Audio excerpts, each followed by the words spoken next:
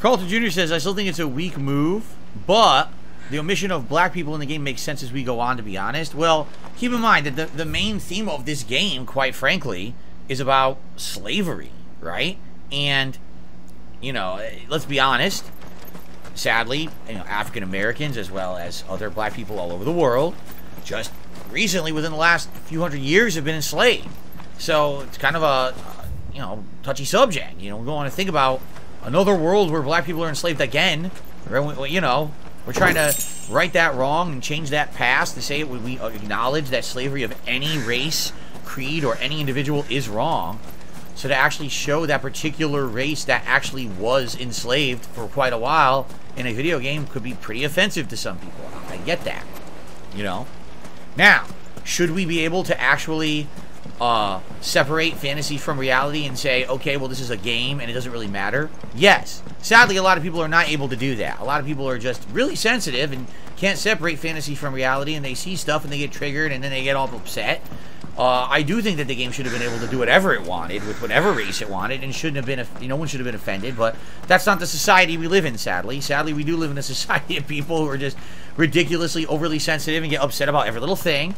So I think it was actually a smart design choice for them to not have black people in it if it was going to involve, you know, these kind of plot lines of, you know, bigotry, being judgmental towards one group, ethnicity, or race. In this case, it's the bearers, right?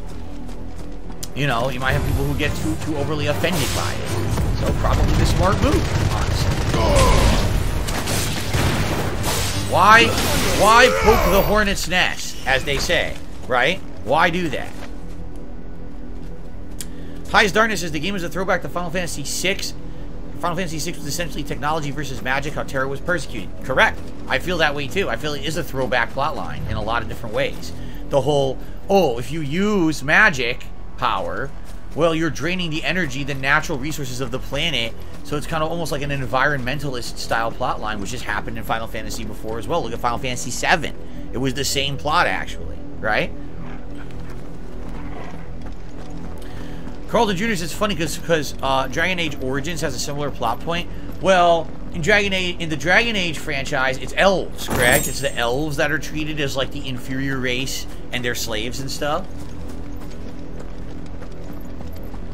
They tell us there's a code. I mean, as fantasy as this game is, I guess it is a little bit more realistic than, say, a game that has elves and shit, right? So close. Dabhand says, Yoshi-P has said the only reason there's a lack of diversity is that the game is framed in reality, set in medieval Europe, where there really weren't any black people at the time, at any, you know, medieval time. Okay. I mean, it's not set in medieval Europe, or else it would be called Europe.